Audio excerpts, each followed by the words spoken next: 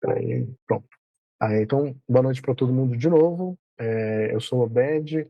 Isso aqui é um encontro aberto do Instituto Saúde e Ascensão. Eu também faço parte da consultoria e mentoria que leva o meu nome, né, que é o Obed.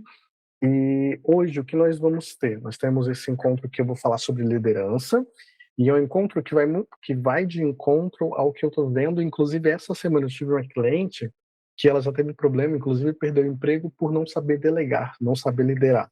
E aí, para você que entrou agora, o microfone e a imagem está bloqueada, e depois eu vou desbloquear. É, Isso que eu estou falando agora, e o encontro que eu fiz antes, que eu falei sobre o primeiro emprego, vai ficar gravado dentro do meu canal do YouTube e do canal do YouTube do Instituto Saúde e Ascensão. Então, além de você estar participando aqui, depois, se você quiser, você pode acompanhar a gravação na íntegra, e depois eu só corto o começo e o fim para não ficar tão extenso e algumas coisas não aparecer. E o material, você fala assim, vou colocar um PDF aqui. Se você quiser esse material, ele vai estar disponibilizado lá no meu LinkedIn, tá bom? E aí, se você precisar de alguma coisa, pode mandar mensagem que eu te mando também. Mas hoje nós vamos falar sobre liderança. E muito se fala, né, sobre o enfermeiro é líder, tem que ser líder, só que poucos se ensina, né? E cada vez mais nós vemos que isso está se perdendo, e cada vez mais nós estamos vendo que o profissional está entrando no mercado tendo esse problema e essa dificuldade. Eu vou compartilhar minha tela e vou começar. Então, de novo, para quem acho que a sala está aberta, então pode entrar qualquer pessoa, microfone, a mensagem está liberada.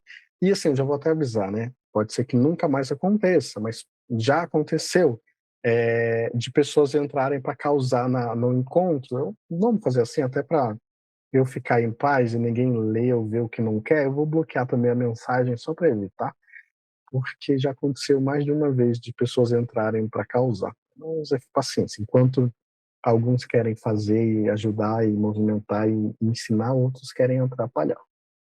Faz parte, infelizmente. Então, todo mundo vendo minha tela? Perfeito.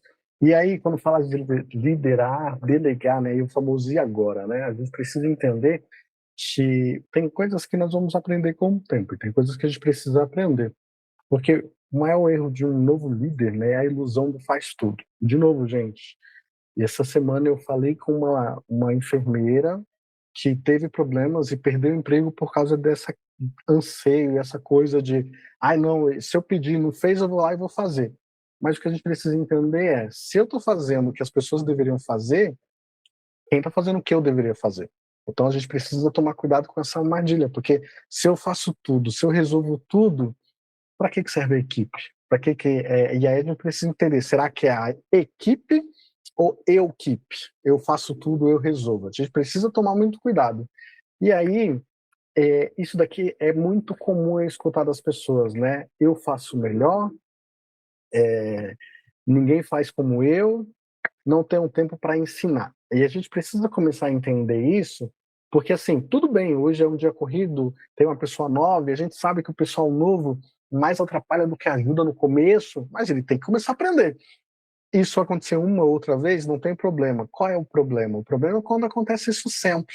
E aí a liderança fica sobrecarregada. Mas não só isso. Eu já trabalhei com um líder que ele me pedia as coisas, né? E aí quando eu ia fazer, ele já tinha feito. Então eu até falava, ô fulano, por que você me pede já que você vai fazer? Então a gente precisa entender isso. E não é que, eu demorei e ele precisou fazer porque precisou fazer naquela hora. Não, não, era uma coisa que dava para esperar. Só que tinha aquilo da urgência, tem que fazer no meu tempo. E se a gente tem essa coisa de só eu sei fazer, tem que fazer no meu tempo, só eu faço do melhor jeito, é um problema. Porque vai ter essa sobrecarga, vai ter isso de. Porque acontece uma, duas, três, quatro vezes, as pessoas começam a não querer fazer. As pessoas começam a querer, não, já que ele vai fazer, deixa ele fazer. E aí tem gente que entende essa parte de querer, eu sou resolutivo, eu sou proativo, a pessoa entende isso como vantagem. Só que isso é um problema. Por alguns motivos. Primeiro, se só você faz, amanhã, quando tiver um treino, tiver uma promoção, talvez você não vai conseguir ser promovido porque só você faz, e você não ensinou outras pessoas. Se só você faz, você fica sobrecarregado. Se só você faz, você não tem a capacidade, a habilidade de treinar e ensinar as pessoas. Então a gente precisa começar a entender isso, porque quando eu fiz a entrevista com essa pessoa que está na mentoria, ela falou assim: ah, eu sou proativa, uma qualidade, e eu sei trabalhar em equipe. Eu falei: muito bom. Eu falei: qual é o defeito? Ela falou: ah, o defeito é que eu não sei falar não e eu não sei esperar. Eu falei: como assim? Ela falou: se você pedir para eu fazer alguma coisa, é muito difícil eu falar não, nem que eu me mate eu vou fazer. Mas se eu te pedir para você fazer alguma coisa e você demorar, eu vou lá e vou fazer. Então, olha só que uma resposta dela anulou toda a outra. Então, a gente precisa começar a entender isso, de fato, que raios é trabalhar em equipe, né? Como que é trabalhar em equipe? E quando a gente entende, né, que tem muita gente que tem essa coisa, né, o verdadeiro custo da omissão na saúde. Então, o líder não agrada. E isso é estranho, né? Porque eu falei para ela, eu falei: olha, eu não sei o que te ensinaram na faculdade, eu não sei o que te falaram, mas você vai desagradar. Você vai ser a portadora de má notícias. Você vai levar um tema ruim. É você que vai cancelar a folga. É você que vai remanejar a escala. É você que vai cancelar o final do ano, que não vai dar folga do Natal. É você que não vai deixar a pessoa fazer a boa e velha dobradinha, né? É você. E aí a gente precisa começar a entender isso, que se eu estou num cargo de liderança, se eu estou ali fazendo a gestão, e eu tenho alguns exemplos de livros aqui, eu não sei se vai dar para ver, mas esse daqui é Liderança em Foco. E na capa dele, dois autores muito bons, né, o Mário Sérgio Cortella e o Eugênio Mussac. Tem um maestro, tem alguém ali que está acho que esqueci o nome, mas está ali organizando. Então, peraí, o maestro, ele fala, vai, para, começa, e aí, se eu tenho a doce ilusão que eu vou liderar e eu não vou desagradar, eu vou ter medo, alguma coisa está errada. Porque na hora que tiver conflito, na hora que tiver algum problema, o líder, ele é o farol, ele é a pessoa que guia, ele é a pessoa que norteia. E se eu não tenho essa pessoa bem estabelecida, eu vou ter uma confusão. Eu vou ter pessoas perdidas, literalmente batendo cabeça, porque ninguém ali está fazendo o seu papel adequadamente. Porque quem deveria fazer não prefere não se dispor. E eu já vi, gente, vários locais, várias pessoas que quem orquestra, que quem fala, que quem acontece não era o enfermeiro, viu? Era o técnico, era auxiliar, eram outras pessoas. Então a gente precisa começar a entender isso, que se o líder ele não tem ali a postura, ele não tem o papel, alguém vai fazer. Alguém vai fazer. Gente, é isso. E eu gosto de sempre ensinar uma coisa que pouco se fala, que assim, existe a liderança de cargos dados, de crachá, o meu crachá me deu esse cargo. Só que existe as pessoas que têm a liderança que é inato. Ele não tem o cargo de liderança, mas ele gera, ele influencia, as pessoas que estão embaixo dele são influenciadas por ele, as pessoas que estão ali do lado dele escutam o que ele fala e seguem ele. E vão pensando aí que eu tenho certeza que vocês estão lembrando de pessoas que, de novo, não têm o cargo de liderança, ele não tem o cargo, mas ele influencia. E aí a gente precisa começar a entender isso, porque se eu tenho medo de desagradar, se eu sou omisso, eu prefiro não gerar confusão, se tem problema de falta de papel, se tem retrabalho e conflito na equipe, porque alguém era para fazer de um jeito, era para fazer de outro, e teve toda aquela confusão, né? Se eu tenho quebra na qualidade do atendimento, consequentemente, é como se fosse uma queda de dominó, né? Eu vou cair lá no risco da assistência. Então, eu preciso entender que o líder, ou ele está ali, ele faz um bom trabalho, ele é eficiente, ou nós vamos ter várias dificuldades com a falta da liderança. E, de novo, quando alguém vem e fala assim, ah, Elbed, tá difícil, tem problema, tem coisa acontecendo, eu sempre gosto de olhar e falar, olha, provavelmente o que está acontecendo aí é que não está tendo liderança, não está tendo, as pessoas não estão sendo guiadas, porque o líder também, o gestor, ele também é um guia, e guia, quem é? O guia é aquele que mostra o caminho. E se ninguém está mostrando o caminho, o que está acontecendo? As pessoas estão literalmente se debatendo.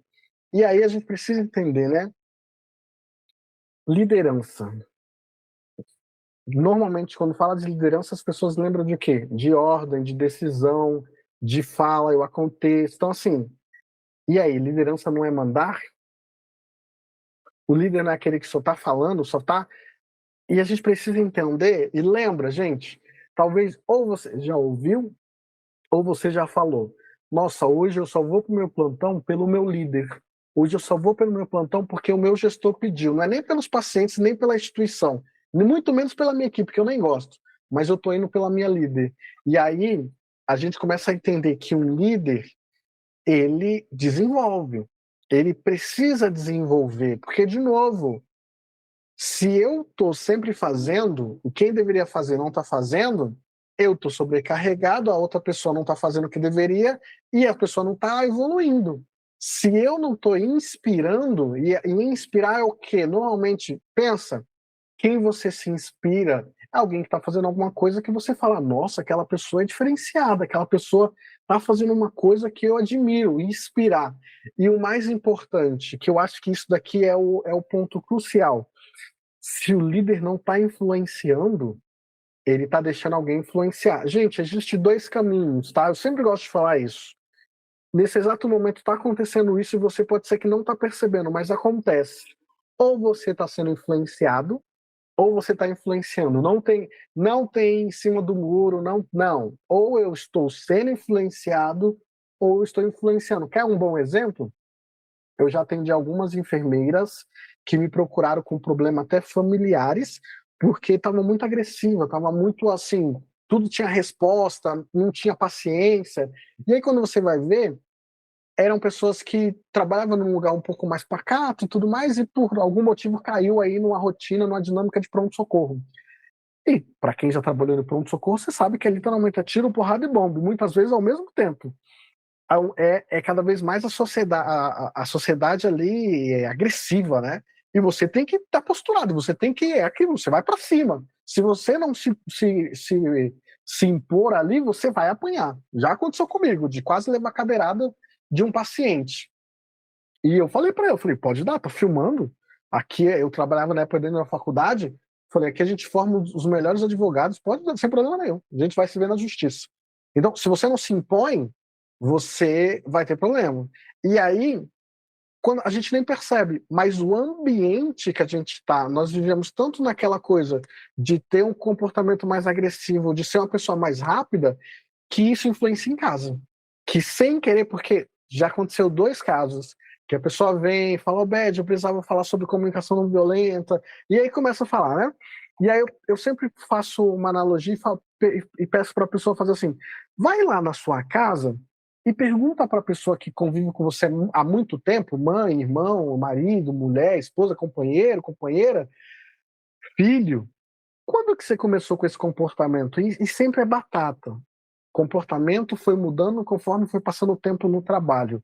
E aí a gente precisa tomar esse cuidado, porque talvez eu era um bom profissional, eu literalmente vestia a camisa da empresa, só que eu entrei num grupo que só reclama, que não faz as coisas direito, que entrega o mínimo e quer o máximo, e passa o tempo, eu tô assim também, e nem percebo.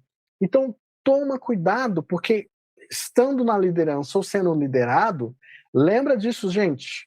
Ou eu estou influenciando, ou eu estou sendo influenciado. E detalhe, eu sempre gosto de ensinar nas minhas mentorias que o ambiente e as pessoas, esses dois velos, é fundamental para o nosso ou crescimento ou declínio da nossa carreira. A gente precisa entender isso. Eu estou num ambiente propício que faz com que eu evolua, que eu entenda que eu estou melhorando, eu tenho uma educação continuada e uma melhora contínua, ou eu estou num ambiente que, ao invés de estar aprendendo, eu estou desaprendendo. Inclusive, anota aí, três coisas que você tem que olhar na hora de pensar em trocar de emprego. O meu atual emprego, eu estou tendo conhecimento, estou tendo oportunidade, de novo, a educação continuada é sua responsabilidade. Mas será que o local que você está trabalhando te dá oportunidade de ter uma educação continuada, de participar de um projeto, de uma feira científica, te manda para um simpósio? Será que você tem essa oportunidade? Ou há muitos anos você não sabe nem o que é um equipamento, o treinamento de um novo equipamento, porque lá não tem novo equipamento? Será que o lugar que você trabalha você está tendo reconhecimento? As pessoas olham e falam: Nossa, a Ana aqui é maravilhosa, ela faz. As pessoas conhecem seu nome, as pessoas sabem o trabalho que você faz. Será que você está tendo reconhecimento? E terceiro, o mais importante, será que você está sendo bem pago para isso? Então pensa, gente, você está num ambiente que te propicia crescimento e conhecimento, ou você literalmente está emburrecendo? Você está num ambiente que você é reconhecido, as pessoas sabem que você de fato, você literalmente dá seu sangue, as pessoas te valorizam, você recebe elogios, ou você é uma pessoa que ninguém nem vê, é apagada. E será que você está ganhando para isso? E aí um bom exemplo também, tem uma cliente que é técnica de enfermagem há muitos anos, se formou como enfermeira, trabalha no período noturno, e por ser enfermeira, as pessoas estão pedindo muita coisa para ela fazer que não está de acordo com o cargo dela, mas ela acaba fazendo para não ter não se indispor com o enfermeiro. Só que quando teve a avaliação de desempenho, teve a promoção para enfermeira, promoveram outra pessoa, não promoveram ela. E aí, quando o chefe dela teve o feedback dos enfermeiros sobre ela e sobre a equipe, só falaram mal. Só falaram, não, fulano não ajuda, fulano não faz isso.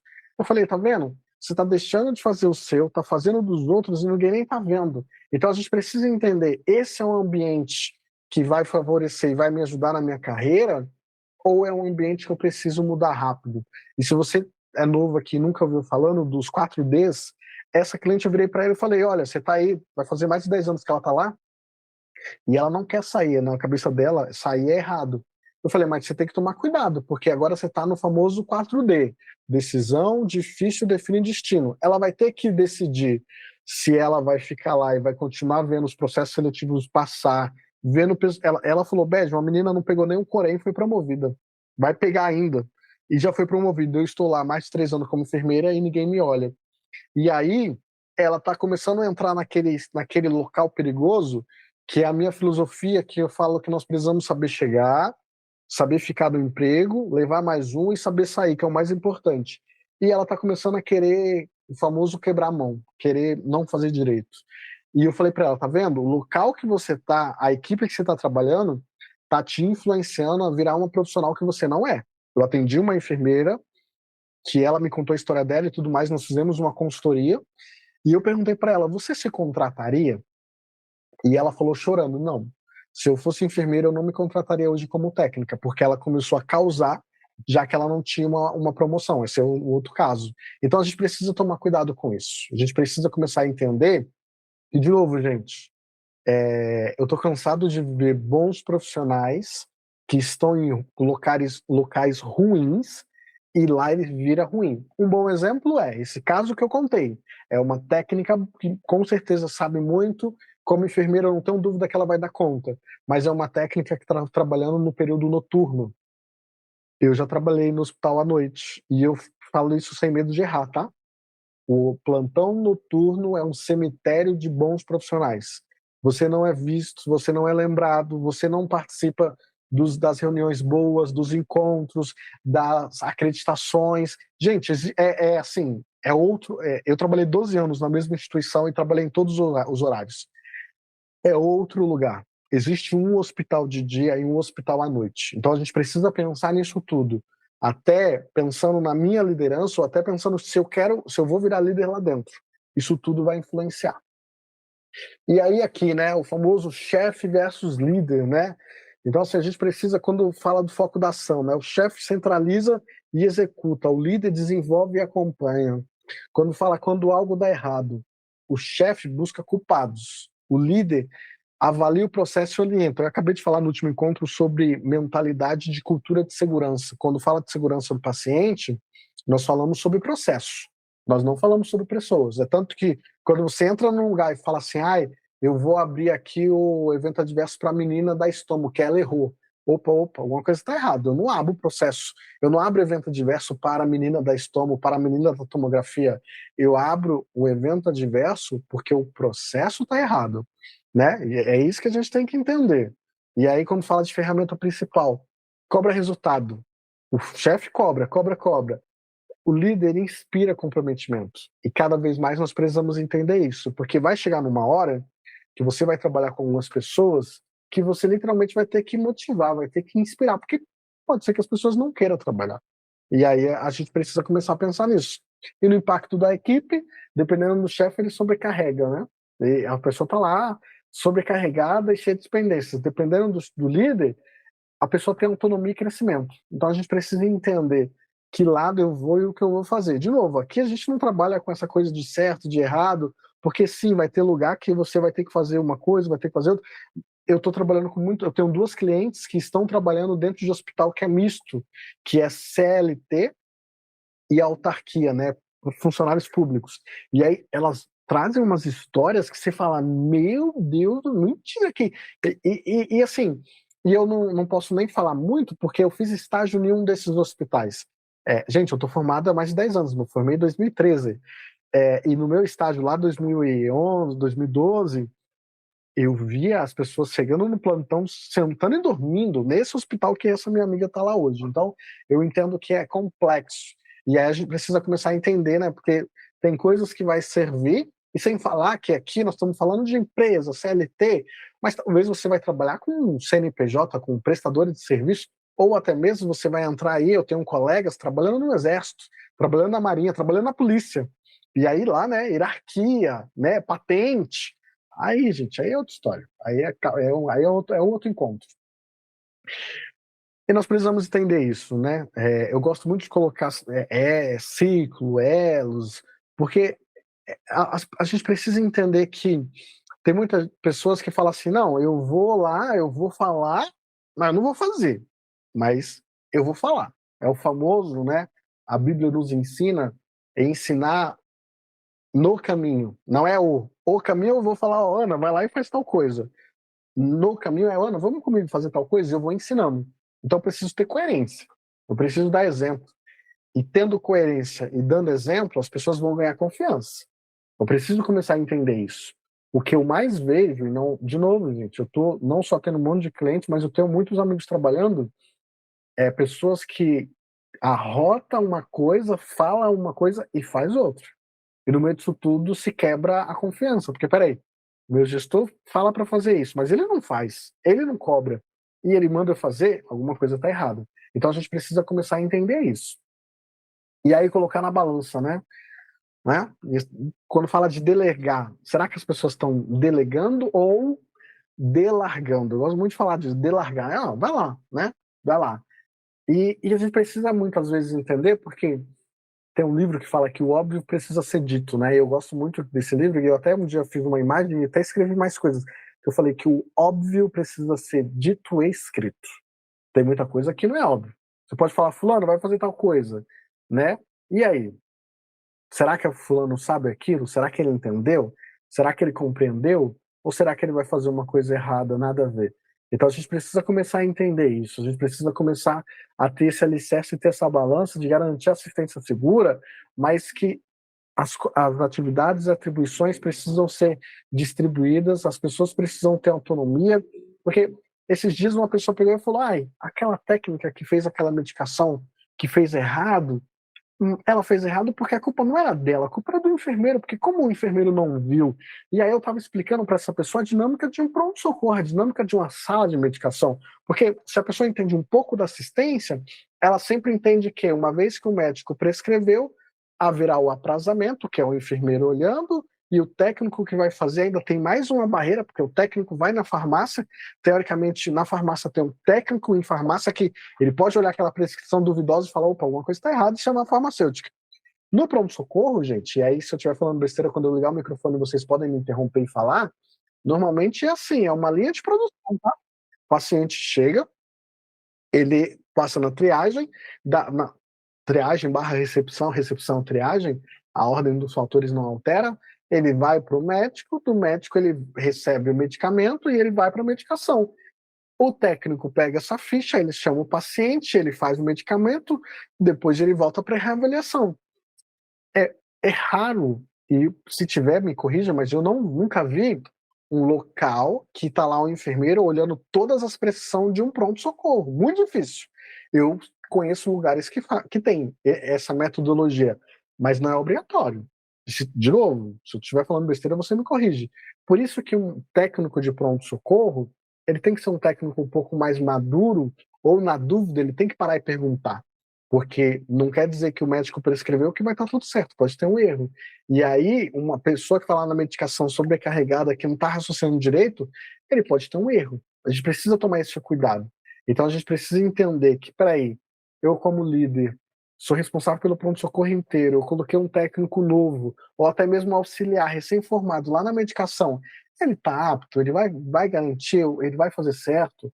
Ou será que ele não sabe male-male uma técnica de uma intramuscular? E pode ter aí um erro grave. Então a gente precisa começar a pensar nessas coisas. E aí os 4 pilares, né? Isso daqui é bem interessante, porque, de novo, se a gente trabalha com uma equipe autônoma, com uma equipe segura, nós vamos ter segurança para o paciente.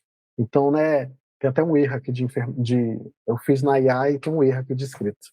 Mas se eu tenho clareza nos papéis, se eu tenho supervisão, comunicação e responsabilidade ética, vai fluir, as coisas vão evoluir bem. Se falta isso, gente, lembra, quando eu estou falando de pilar, eu estou falando que alguma coisa que está segurando algo. Aqui, no caso, está segurando a segurança do paciente, a autonomia da equipe. Se eu vou tirando os pilares, mais cedo ou mais tarde, essa casa vai cair. E eu nunca deixo de falar sobre isso daqui, né? De tanto lidar com profissionais, de tanto ensinar, atender líderes, eu vejo uma coisa que, assim, falta isso daqui, ó. Falta poder da ação, falta fazer, falta colocar em prática. Gente, é incrível como eu vejo muita gente, ai, sei de muito, faço de muito, mas tá bom, mas colocou em prática? Aprendi, estudou, ótimo, colocou em prática? Ah, eu fiz tal, colocou em prática? Então, assim, gente, toma cuidado, porque se planejar é bom, desenvolver melhor ainda, mas se eu não implemento, se eu não coloco em prática, serviu para quê? Então a gente precisa começar a pensar nisso sempre. E aí essa matriz aqui pensando, né? Será que é onde você trabalha tem microgerenciamentos? E aí microgerenciamento é aquilo, você não pode respirar que a pessoa está ali querendo que... Gente, a gente precisa tomar cuidado, né? Será que você está largado, né? Será que foi embora, né, sobrecarregado? Será que tem um gargalo de... Eu não estou vendo a operação, não estou vendo como está. Será... Então, assim, a gente precisa entender que se eu tenho, quanto mais gerenciamento, quanto mais controle, quanto mais equipe qualificada, mais alto é o nível da minha confiança. Quanto mais micro... E, de novo, tem pessoas que estão sofrendo com microgerenciamentos, com essa coisa de equipe. Mas tem pessoas que querem fazer isso. Tem pessoas que ela quer porque quer ter aquela coisa da síndrome do pequeno poder, né? De não, eu que mando, eu que autorizo. E com isso as coisas ficam travadas. É incrível que no mesmo plantão, com o mesmo número de funcionários, com o mesmo número de pacientes, tem plantão que assim, ele flui. Tem plantão que ele entra, sabe, que as coisas não andam. E aí você vê que falta isso. É muito microgerenciamento, é muito gargalo de sobrecarga, e falta as pessoas terem autonomia, falta as pessoas, de fato, serem acompanhadas de mais de perto quando precisar, mas tem coisas que não. Gente, desculpa, mas se você está aqui como técnico me ouvindo e você acha que, por mais que você vai estar respaldado e respondendo para o enfermeiro vai ficar 24 horas do seu plantão do seu lado, não vai não, tá? Não vai. Então, assim, por isso que é importante o conhecimento. Porque a partir do momento que eu sei o que eu preciso fazer, como eu preciso fazer, se eu ver alguma coisa errada, eu vou falar, olha, aquilo ali tá diferente. Eu vou chamar alguém para me ajudar. E aí aqui, né, gente, ó, quando nós falamos o líder que transforma. Então, assim, quando fala de transformação, a gente tem que lembrar que só há transformação quando a gente não centraliza, quando a gente compartilha conhecimento, como forma novos líderes, quando fortalece o sistema. Então, assim, isso daqui é a fórmula perfeita de até mesmo uma boa empresa que tem um plano de carreira, que as pessoas estão ali sendo desenvolvidas. Mas quando eu tenho todas as possibilidades de fazer isso tudo, mas eu tenho um líder centralizador, um líder que limita, um líder que não, ele tem que fazer porque só ele, isso é ruim. E aí nós não conseguimos evoluir e ter crescimento. Então a gente precisa pensar aonde eu estou. Será que eu tenho um líder que quer transformar e evoluir comigo, ou ele parou no tempo e ele quer que eu não consiga ter o conhecimento que ele tem, porque também tem isso, tem líderes que ele não capacita, não dá conhecimento, não forma novos líderes, porque ele acha que o novo líder vai ser um adversário. Ao invés dele ter a mentalidade de educação continuada, que um bom líder forma o próximo bom líder, ele tem aquilo, não, eu não vou ajudar porque amanhã ele vai estar aqui roubando meu cargo. Então a gente também tem que pensar muito nisso. E aí eu coloquei isso daqui que eu achei bem legal, a liderança que a saúde precisa, né? O futuro da assistência, ele exige novos controles, menos controle centralizado e mais desenvolvimento humano. Então, de novo, se nós continuarmos a não confiar na mão de obra, a não confiar no colega, a não disseminar conhecimento e centralizar tudo, alguma coisa está errada. Então, é, liderar é responsabilidade, delegar é confiança e desenvolver pessoas é legado. Então, assim, se você tem um bom líder, e quando eu paro para ver até mesmo a minha carreira, eu tive bons líderes, eu tive pessoas que eles olharam e confiaram no Obed, que falaram, o Obed vai dar certo, o Obed vai evoluir. Inclusive, eu tenho até um livro aqui que vira e mexe, eu mostro ele, que ele tem uma dedicatória de 2015. É esse livro aqui, ó. Esse livro. Eu era trainee e a enfermeira que me ensinou tudo me deu esse livro em 2015. E ela fala sobre isso, né? Que eu, ela via um bom líder na formação do Obed. Então, assim, a gente precisa entender isso. Será que nós estamos deixando mais legado e formando mais líderes? Ou será que, por ter medo e por não querer desagradar, eu estou o famoso deixando acontecer naturalmente. E o naturalmente acaba caindo em confusão, conflito. Tem várias equipes literalmente se degladiando por falta de uma boa liderança. Então a gente precisa tomar cuidado com isso.